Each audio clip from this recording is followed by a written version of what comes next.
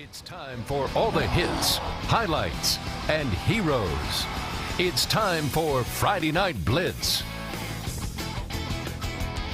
A few teams in southern Colorado were trying to find a playoff spot in their Halloween bag of tricks tonight. Good evening and welcome to the Friday Night Blitz. I'm your host, Rob Namnum. Now, speaking of the playoffs, Fountain Fort Carson High School, they hosted a playoff game tonight against Westminster, and this is not their first pony show, their first dog show, their first puppy show. The Trojans were out to prove tonight to Westminster that they are the big dogs in Class 5A. Joining me now, Mr. Carter, Jason Carter. Good evening, Jason. Yeah, good evening, Rob. You know, the Halloween holiday can have two outcomes. Either you come home with a bag full of, Snickers, Butterfingers, Reese's Peanut Butter Cups, or you get the hard candies, and you've got to go out tomorrow and get all the good stuff at a discount. Fountain Fort Carson hoping they get a bag full of chocolate at the end of the night. The Trojan defense playing strong early as they stretch out this play, and they're going to drop the running back for a loss. The home team's first possession didn't go as planned. The low snap allows Wolf Jordan Tafoya to get to the QB for a sack. Second possession, however, Fountain Fort Carson, different story. Stock Chenault rolls out, finds DeMario Leonard for the first down. Later in the drive, Chenault going to the air again. This time, DeJaimin O'Neal comes down with it in the end zone for 6, and believe it or not, the extra point to that touchdown would end up being the winning point, as it's all chocolate for Fountain Fort Carson. They advance to the round of 16.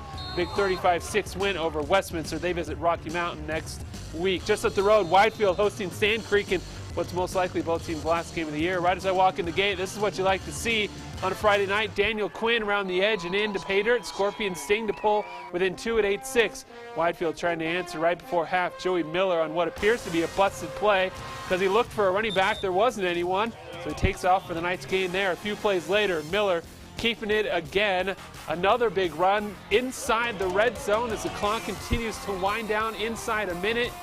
Then the Gladiators, well, it is Halloween. They're going to pull off their best Halloween trick with the halfback pass, but it turns into a treat for Scorpion Kamel Freeman, who picks it off in the end zone.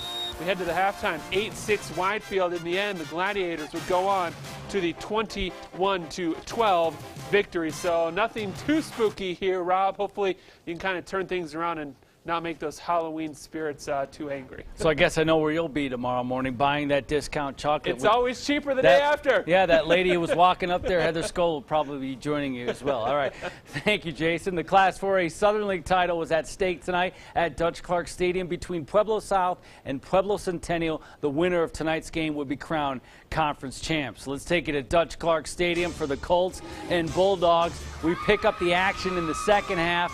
Aaron Garcia hits the hole. That's a big hole, and he's trucking into the end zone.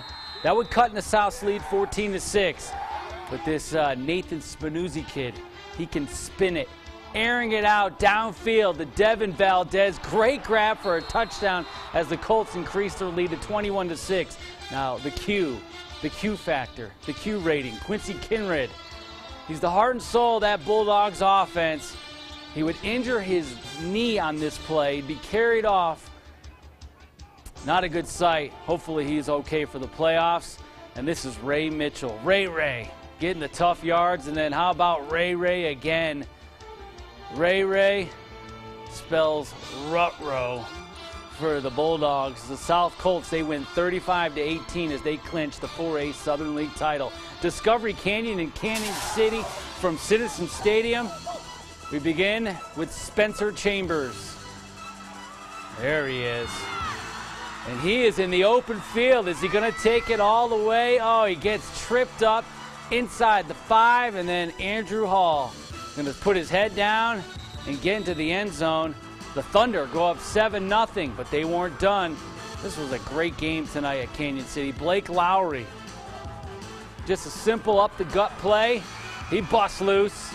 Lowry, he would get tackled from behind, but it would set up this. Scott Belzer, TD plunge for the Thunder. Discovery Canyon wins 34-31 in overtime. Coming up next on the Friday Night Blitz, a couple of schools began the night on the outside looking in when it came to the wild card points. Find out if they could pick up some victories in the final week of the season. Stay with us.